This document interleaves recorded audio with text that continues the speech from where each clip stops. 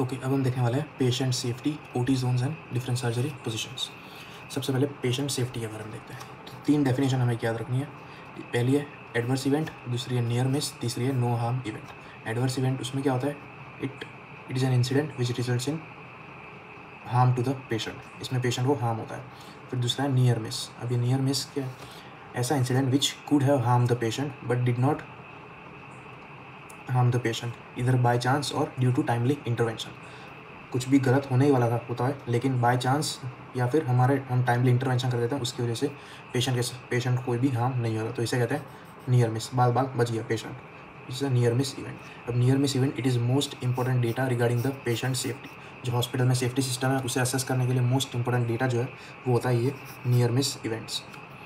तीसरा है no harm event, जिसमें पेशेंट को भी कोई हार्म नहीं पहुँचता। तो ये 3 डेफिनेशन याद रखें। कंसेंट वो आप पढ़ लेना, बहुत ही सिंपल टॉपिक। इसे कितना याद रखना, it is always return.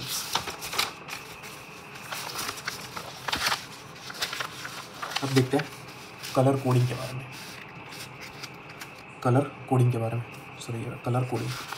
Colour coding different intravenous cannula के लिए यूज़ होती है।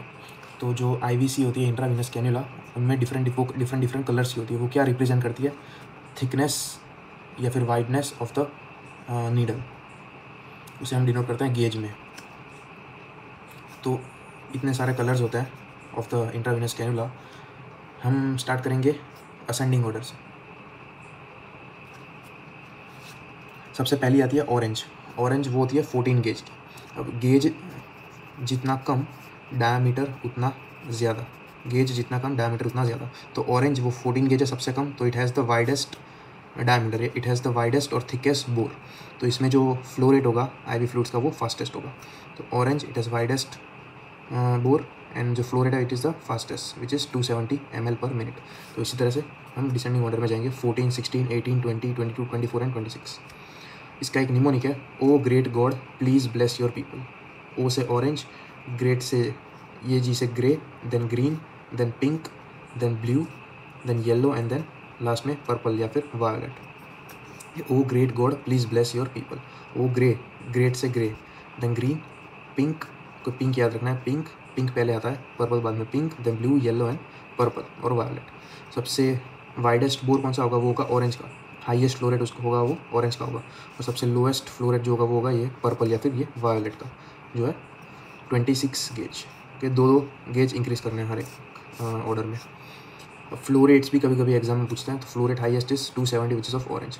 फिर थोड़ा कम कर देने का, 270, 230, फिर यहाँ से सीधा हाफ ही कर देना, 230, 100, फिर 60 to 70, than half 30, than half 15। तो ये फ्लो रेट्स है, अपने हिसाब से याद कर सकते हो। As the number increases the cannula becomes narrow. जैसे जैसे नंबर इंक्रीज हुआ गेज का, वैसे वैसे कैन्यूला वो नैरो होता गया, ये बता दिया पहले। अब ये जो वाइड बोर नीडल होती है, जिसमें ये जो नीडल होती है वो सबसे वाइड होती है, उनका यूज़ कहाँ पे होता है, तो एक तो वो हाइपोटेंसिव पेशेंट में ज़्यादा यूज़ होता है to achieve fast flow rate, क्योंकि उनमें हमें बहुत ही स्पीड में या बहुत जल्दी आईवी फ्लूइड्स देने पड़ते हैं पेशेंट को इन हाइपोटेंसिव पेशेंट, तो उसमें यूज़ होते हैं ये wide bore needles. Plus Burns में भी यूज़ होते हैं wide bore needles plus long cannula. के बर्न्स में भी यूज़ होता है wide bore needle plus long cannula. Long cannula इसलिए यूज़ करते हैं कि बर्न्स के पेशेंट में इडिमा होता है, तो इसकी वजह से अगर शॉर्ट कैन्यूला हमने डाला तो फिर वो वेन से निकल जाएगा इडिमा की वजह से, तो इसलिए हम wide bore needle and long cannula use करते हैं। अब कॉम्प्लिकेशन कौन सी है, मोस्ट कॉमन कॉम्प्लिकेशन आईवीसी की वो है सुपरफिशियल थ्रोम्बोफ्लेबाइटिस। तो most common complication is superficial thrombophlebitis. तो ये थी इंट्रावेनस कैन्यूला के बारे में, उसके कलर्स, उसकी ग्रेडिंग, फ्लो रेट और यूज़ क्या क्या है। अब देखते हैं सर्जिकल सेफ्टी चेकलिस्ट। ये हम करते हैं ताकि जो प्रॉपर प्रोटोकॉल्स होते हैं फॉर एनी सर्जरी वो कंडक्ट हो और जो मॉर्टेलिटी है पेशेंट की वो कम हो जाए। इसमें 3 कंपोनेंट्स आते हैं, sign in, time out and sign out. Sign in, time out and sign out. Sign in में क्या होता है, साइन इन तब करते हैं जब पेशेंट को वार्ड से शिफ्ट करते हैं टू द ओटी, तब जो स्टाफ होता है वो साइन इन करता है। उसमें क्या क्या चीज़ें कंफर्म करता है, पेशेंट की identity, registration number, diagnosis, procedure, site marking and allergies. तो ये सारी चीज़ें वो कंफर्म करता है स्टाफ। साइन इन हो गया, वार्ड से ओटी में आ गया पेशेंट, उसके बाद होता है टाइम आउट। टाइम आउट कब होता है? It is before the induction of anaesthesia या फिर इंसिजन। जब सर्जन इंसिजन रखता है या फिर एनेस्थीसिया पेशेंट को इंड्यूस करता है उससे पहले होता है टाइम आउट। इसमें सर्जन जो है वो क्या करता है, सर्जन और जो स्टाफ होता है वो क्या करते हैं, तो पेशेंट की आइडेंटिटी रीचेक करते हैं। फिर सर्जन जो है वो पहले डायग्नोसिस बोलता है, फिर प्रोसीजर कौन सी कर रहा है वो बोलता है, कॉम्प्लिकेशन नहीं बोलता, सिर्फ प्रोसीजर बोलता है। देन कितना टाइम लगेगा वो बोलता है, एक्सपेक्टेड ब्लड लॉस वो बोलता है, ये सारी चीज़ें सर्जन बोलता है। फिर एनेस्थेटिस्ट क्या बोलता है, वो ASA ग्रेडिंग बोलता है पेशेंट की, यानी कोमॉर्बिडिटीज प्रेजेंट है कि नहीं पेशेंट में वो बोलता है। प्रोफाइलेक्टिक एंटीबायोटिक दी है नहीं पेशेंट को वो दिखता है, आइडियली वो देने चाहिए 30 minutes to 1 hour before the surgery. तो ये सारी चीज़ें एनेस्थेटिस्ट कंफर्म करता है। उसके बाद सारे इक्विपमेंट्स और स्टेरिलिटी वो सब कंफर्म करते हैं और फिर ऑपरेशन स्टार्ट होता है। तो साइन इन देख लिया हमने और टाइम आउट देख लिया। कहाँ पे होता है? साइन इन होता है जब पेशेंट को वार्ड से OT में लाता है तब, और टाइम आउट होता है सर्जन इंसिजन रखे या फिर एनेस्थेटिस्ट पेशेंट को इंड्यूस करे उससे पहले। तीसरा कंपोनेंट वो आता है साइन आउट का। साइन आउट कब करता है? जब patient at the time of skin closure, patient surgeon जब स्किन सूचरिंग कर रहा था और जो क्लोज कर रहा होता है कैविटी, तब at the time of skin closure उसमें सर्जन वो बोलता है एक्सपेक्टेड कॉम्प्लिकेशन क्या क्या हो सकते हैं। फिर नर्स जो है वो गॉस पीस काउंट करती है, सारे नीडल सारे इक्विपमेंट्स वो सब प्रेजेंट है कि नहीं है इन द इक्विपमेंट ट्रे। फिर जो स्पेसिमेन हमने निकाला, सर्जन ने निकाला पेशेंट में से, वो लेबल करते हैं और फिर वो भी प्रिजर्व करते हैं। एनेस्थेटिस्ट वो क्या करता है, ब्लड लॉस कितना हुआ वो मेंशन करता है, रिस्क एंड कॉम्प्लिकेशन वो भी मेंशन करता है। तो ये सारे चीज़ें आती है साइन आउट में। तो ये थी surgical safety checklist, sign in, time out and sign out.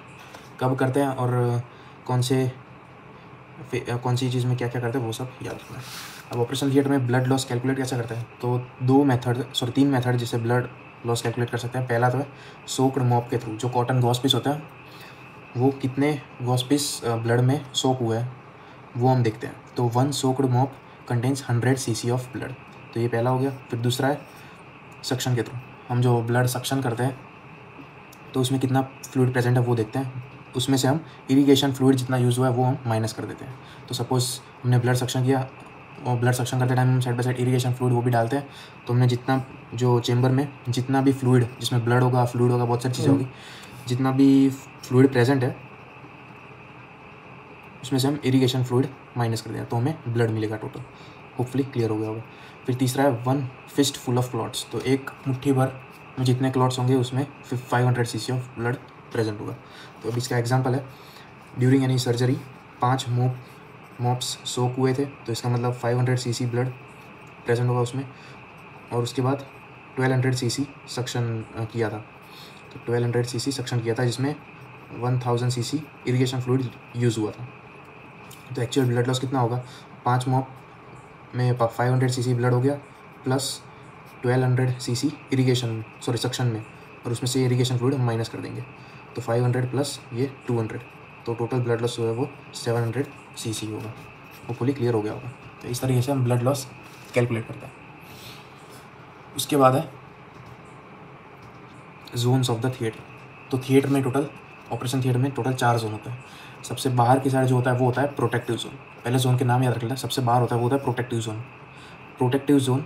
उसके बाद आता है क्लीन जोन, फिर आता है एसेप्टिक जोन। ये क्लीन जोन का काम क्या होता है? प्रोटेक्टिव जोन और एसेप्टिक जोन को कनेक्ट करना। तो PCAD protective zone, clean zone, aseptic zone and disposal zone. अब कौन से जोन में क्या क्या चीज़ें होती है वो देखते हैं। तो प्रोटेक्टिव जोन में चेंजिंग रूम्स होते हैं जहाँ पे सर्जन जो है वो स्क्रब्स पहनते हैं। फिर ट्रांसफर बे होता है, then pre and post op rooms होते हैं, ICU एंड PSU होता है। तो ये सारी चीज़ें होती है प्रोटेक्टिव जोन में, कोई changing rooms, transfer bay, pre and post op rooms and ICU। फिर क्लीन जोन में क्या होता है? ये एक तो कनेक्ट करता है प्रोटेक्टिव जोन और एसेप्टिक जोन को। उसके बाद क्लीन रूम में इक्विपमेंट स्टोरेज रूम होते हैं। कोई क्लीन जोन में इक्विपमेंट स्टोरेज रूम होते हैं प्लस मेंटेनेंस वर्कशॉप होती है। तो ये क्या रखना है, इक्विपमेंट स्टोरेज रूम कहाँ पे होता है? क्लीन जोन में। फिर एसेप्टिक जोन हमारा OT है, डिस्पोजल जोन जहाँ पे सारे वेस्ट डिस्पोज होते हैं। तो ये 4 zones of operation theatre, protective zone, clean zone, aseptic zone and disposal zone. इसके बाद लास्ट टॉपिक देखते हैं, सर्जिकल पोजीशंस, OT पोजिशनिंग। तो सबसे पहली पोजीशन है वो है सुपाइन पोजीशन। तो ये है एग्जांपल ऑफ सुपाइन पोजीशन या फिर न्यूट्रल पोजीशन। इसमें हेड एंड और फुट एंड दोनों सेम लेवल पे होता है। ये हम कौन सी सर्जरी में करते हैं, एब्डोमिनल सर्जरी हो या फिर यानी ब्रेस्ट सर्जरी। तो ये पहली थी सुपाइन पोजीशन। उसके बाद ये सेकंड है, इसे कहते हैं ट्रेंडलैंडबर्ग पोजीशन। ट्रेंडलैंडबर्ग में क्या होता है, हेड एंड जो होता है वो नीचे होता है और फुट एंड वो ऊपर होता है। Head end down and foot end up, ये होता है ट्रेंडलैंडबर्ग पोजीशन। ये हम क्यों करते हैं, यानी पेल्विक सर्जरी यहाँ पे अगर ऑपरेट करना हो तब हम करेंगे ट्रेंडलैंडबर्ग। ये क्यों करते हैं, हेड एंड डाउन क्यों करते हैं, ताकि जो सारा बॉबल होता है वो नीचे की तरफ फॉल हो जाए और ये जो एरिया है वो क्लीन हो जाए, हमें आसानी से दिख सके पेल्विस। तो ये ट्रेंडलैंडबर्ग पोजीशन। इसका उल्टा है रिवर्स ट्रेंडलैंडबर्ग पोजीशन, जिसमें हेड एंड ऊपर आ जाता है और फुट एंड नीचे चला जाता है। ये हम करते हैं upper abdominal surgery, then lap cholecystectomy, lap sleeve gastrectomy. तो अपर एब्डोमिनल प्रोसीजर जितने भी है वो हम करते हैं इन द रिवर्स ट्रेंडलैंडबर्ग पोजीशन। अब लैप कोलेसिस्टेक्टोमी में एक चीज़ याद रखनी है कि इसमें रिवर्स ट्रेंडलैंडबर्ग के साथ साथ हम पेशेंट का राइट साइड अप कर देते हैं, मतलब पेशेंट को लेफ्ट लेटरल पोजीशन में सुला देते हैं। Right side left lateral position में सुला, ये लेफ्ट साइड है और ये राइट साइड है, तो पेशेंट की राइट साइड वो अप कर देता है और foot and down and head and up. तो ये इस तरीके की पोजीशन होती है। क्यों, क्योंकि यहाँ पे गॉल ब्लैडर होता है और यहाँ पे सारे बॉवल होता है, तो बॉवल एक तो इस साइड चले जाएंगे और ये वाला एरिया हमें ज़्यादा अच्छे से एक्सपोज हो जाएगा, ये ज़्यादा अच्छे से दिखेगा। लेकिन इसमें एक प्रॉब्लम क्या होती है, जब हम लेप्रोस्कोपी के टाइम में न्यूमोपेरिटोनियम क्रिएट करते हैं बाय कार्बन डाइऑक्साइड, तो उससे क्या होता है, जो भी गैस होती है वो ऊपर की तरफ राइज होती है। तो ऊपर की तरफ यहाँ पे राइज होगी तो कहाँ पे जाएगी, अल्टीमेटली राइट डायफ्राम यहाँ पे होता है वहाँ पे जाएगी और राइट डायफ्राम को इरिटेट करेगी। उसकी वजह से राइट शोल्डर में हमें रिफर्ड पेन देखने को मिलता है। तो जो लेप्रोस्कोपिक कोलेसिस्टेक्टोमी है उसका एक मोस्ट कॉमन कॉम्प्लिकेशन वो है referred pain to the right shoulder due to retained carbon dioxide at the right diaphragm. Hopefully ये समझ में आ गया होगा। अब हमने 3 पोजीशन देख ली, सुपाइन, ट्रेंडलैंडबर्ग एंड रिवर्स ट्रेंडलैंडबर्ग। उसके बाद फोर्थ है वो है लिथोटोमी पोजीशन। लिथोटोमी में हम क्या करते हैं, पेशेंट को सुपाइन पोजीशन में सुला देते हैं और उसके जो लेग होते हैं उन्हें हम इसे वाइड ओपन करके रख देते हैं इस तरीके से। होपफुली आपको दिख रहा होगा, ये हेड एंड है, फुट एंड है, इसे हमने ओपन कर दिया, ऐसे पैर ऐसे फैला दिया और पैर फैला के हम रखते हैं, उन्हें क्या कहते हैं, स्टीरोप्स। तो स्टीरोप्स कहते हैं जहाँ पे ये पैर को सपोर्ट करते हैं। उनमें एडिक्वेट पैडिंग प्रेजेंट होती है। अगर एडिक्वेट पैडिंग प्रेजेंट नहीं होगी तो फिर कॉमन पेरोनियल नर्व इंजरी हो सकती है, कॉमन पेरोनियल नर्व इंजरी। तो ये भी एक चीज़ याद रखनी कि ये जो पोजीशन है लिथोटोमी पोजीशन, इसमें कॉमन पेरोनियल नर्व हो सकती है अगर ये स्टीरोप्स में एडिक्वेट पैडिंग नहीं हुई तो। लिथोटोमी पोजीशन ये कौन सी सर्जरी में हम यूज़ करते हैं, तो यानी obstetrical procedures, gynaecological procedure, urogenital surgery, piles, fissure, कोई भी यूरोजेनाइटल प्रोसीजर हुई यानी या फिर यानी OBGYN प्रोसीजर्स हुई, पाइल्स एंड फिशर, उसमें हम यूज़ करेंगे लिथोटोमी पोजीशन। फिर फिफ्थ है वो है लेटरल या फिर किडनी पोजीशन। इसमें हम क्या करते हैं, पेशेंट को एक साइड सुला देते हैं। लेटरल या फिर किडनी पोजीशन ये हम यूज़ करते हैं किडनी की भी जितनी भी सारी सर्जरी है, पाइलोलिथोटोमी, नेफ्रोलिथोटोमी, नेफ्रेक्टोमी या फिर थोरैकोटोमी में भी ये यूज़ करते हैं। इसका एक कॉम्प्लिकेशन ये है कि ब्रेकियल प्लेक्सस इंजरी हो सकती है due to over abduction of the arm, तो ये क्या करता है। फिर सिक्स्थ है वो है प्रोन पोजीशन यूज़ करते हैं in spinal surgery and pilonidal sinus surgery. फिर उसके बाद है फाउलर्स और सिटिंग पोजीशन कुछ इस तरीके की होती है, पेशेंट ऐसे सिटिंग पोजीशन में रहता है। ये हम क्यों यूज़ करते हैं, कौन सी सर्जरी में, CNS सर्जरी में, जहाँ पे हमें पोस्टीरियर क्रेनियल फोसा में ऑपरेट करना हो तो। फिर उसके बाद ब्रेस्ट रिकन्स्ट्रक्शन सर्जरी, उसमें भी यूज़ कर सकते हैं। अब इसका एक एडवांटेज ये होता है कि ग्रेविटी की वजह से जितना भी ये वेन्स में ब्लड होता है वो सब नीचे चला जाता है, तो इसकी वजह से जो ब्लीडिंग रिलेटिवली ब्लडलेस फील्ड हमें देखने को मिलती है और हम सर्जरी अच्छे से परफॉर्म कर सकते हैं। लेकिन इसका एक ड्रॉबैक ये है कि वेन में से सारा ब्लड नीचे चला गया तो वेन में क्या होगा, नेगेटिव प्रेशर क्रिएट होगा। तो जब भी हम वेन को कट करेंगे तो क्या होगा, वेन में तुरंत एयर एंटर कर जाएगी, एयर सक इन हो जाएगी वेन में, तो इसकी वजह से increase chances of air embolism. तो ये कॉम्प्लिकेशन होता है ये पोजीशन में ऑपरेशन करने का, एयर एम्बोलिज्म। तो disadvantage is blood empty from the veins, तो इसकी वजह से नेगेटिव प्रेशर क्रिएट हुआ, तो when the vein is cut air gets sucked in and leads to air embolism. अब एयर एम्बोलिज्म हम प्रिवेंट कैसे करेंगे, तो हम क्या करेंगे, सपोज हमें ये वेन को कट करना है तो हम वेन को दोनों तरफ से लाइगेट कर देंगे और उसके बाद हम वेन को बीच में से कट करेंगे। पहला मेथड ये हो गया। दूसरा है हम कंटिन्यूस इरिगेशन करेंगे, मतलब सलाइन इन्फ्यूज़ करते रहेंगे ताकि एयर एंटर कर ही ना पाए। तो ये 2 मेथड होगी, लाइगेट करेंगे वेन को, दूसरा कंटिन्यूस इरिगेशन। तो ये कौन सी पोजीशन थी, फाउलर्स या फिर सिटिंग पोजीशन। अब एयर एम्बोलिज्म के बारे में देखते हैं थोड़ा। तो एयर एम्बोलिज्म किसे कहते हैं, minimum 20 to 50 cc of air should be present. वो एयर एम्बोलाई वो क्या करेगा, हार्ट में जा सकता है, हार्ट प्रॉब्लम्स कॉज कर सकता है, पल्मोनरी सर्कुलेशन में जा सकता है, तो ब्रीदिंग प्रॉब्लम्स कॉज कर सकता है, तो ये कॉम्प्लिकेशन होगी। तो सपोज थायराइड सर्जरी कर रहे हैं हम इन द सिटिंग पोजीशन और सडनली पेशेंट कोलैप्स कर जाता है, उस जो मॉनिटर में हम देखेंगे वो उसकी हार्ट रेट इंक्रीज हो गई, ब्लड प्रेशर कम हो गया, वेंटिलेशन जो है वो कम हो गया, तो हम सस्पेक्ट करेंगे कि patient might have an air embolism. तो ये सब साइंस ऑफ एयर एम्बोलिज्म। तो अगर हमने लगा कि पेशेंट को एयर एम्बोलिज्म हो सकता है, तो फिर हम तुरंत क्या करेंगे, पेशेंट की जो पोजीशन है ओटी में पोजीशन वो हम शिफ्ट कर देंगे। तो जो बैठा हुआ पेशेंट था उसे हम क्या कर देंगे, लेफ्ट लेटरल डीक्यूबाइटस, उसकी पोजीशन कौन सी होती है, left lateral decubitus plus foot end up. तो कुछ इस तरीके, सपोज ऐसे था पेशेंट, तो हम क्या करेंगे, तो लेफ्ट लेटरल डीक्यूबाइटस, इसका मतलब लेफ्ट लेटरल पार्ट की तरफ हम सुला देंगे पेशेंट को, प्लस जो फुट एंड होता है वो हम ऊपर की तरफ कर लेंगे। तो इससे क्या होगा, एयर जो होती है वो ऊपर की तरफ राइज होती है। तो एक तो हमने लेफ्ट लेटरल पोजीशन में सुला दिया तो एयर जो है वो हार्ट की तरफ नहीं जा पाएगी, दूसरा वो फुट एंड अप कर दिया तो इसकी वजह से एयर जो है वो फुट एंड की तरफ चली जाएगी, तो इससे वो जो पल्मोनरी सर्कुलेशन या हार्ट में पहुंचना चाहिए था एयर एम्बोलाई वो नहीं आएगा। तो ये पोजीशन को कहते हैं ड्यूरेंट्स पोजीशन या फिर रिकवरी पोजीशन। फिर ड्यूरेंट्स पोजीशन या फिर रिकवरी पोजीशन कि left lateral decubitus and foot end up. फिर उसके बाद हम अल्टीमेटली इससे ट्रीटमेंट कैसे करेंगे, we can aspirate the air through the central line और through the heart using a needle under guidance. सिर्फ एयर एस्पिरेट कर लेंगे under the through the central line. तो ये एयर एम्बोलिज्म के बारे में सिटिंग या फिर फाउलर्स पोजीशन में।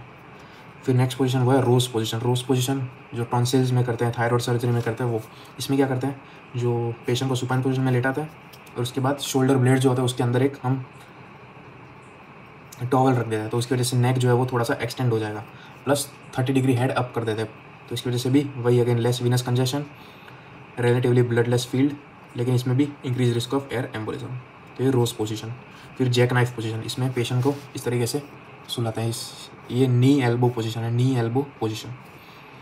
ये अब तो यूज़ नहीं होती क्योंकि इसमें पेशेंट को सांस लेने में दिक्कत हो रही थी, तो इसकी वजह से patient might have gone into asphyxia, तो इसे कहते हैं positional asphyxia due to chest compression. Jackknife position अब तो यूज़ नहीं होती है। फिर लास्ट पोजीशन हुआ Lloyd Davies position. Lloyd Davies position, it is a combination of Trendelenburg and lithotomy. Trendelenburg में क्या था, head end down and foot end up. Lithotomy में दोनों पैर सेपरेटेड थे और इस तरह से थे। कुछ इस तरीके की पोजीशन होगी, head end down, foot end up and legs जो है वो सेपरेटेड होंगे। तो ये हम करते हैं ड्यूरिंग रेक्टल या फिर एनल सर्जरी, जो हेमरोइड्स की सर्जरी थी या फिस्टुला की सर्जरी थी, lower anterior resection and abdominoperineal resection. तो इसमें करते हैं हम लॉयड डेविस पोजीशन। जब पोजीशन का नाम याद रख लो, उससे हिसाब से ही कौन सी सर्जरी में यूज़ होता है वो पता चल जाएगी। तो ये Lloyd Davies position, jackknife position, supine Trendelenburg, reverse Trendelenburg, then lithotomy, then ये प्रोन पोजीशन, ये लेटरल किडनी पोजीशन, ये प्रोन पोजीशन, और ये सिटिंग या फाउलर्स पोजीशन।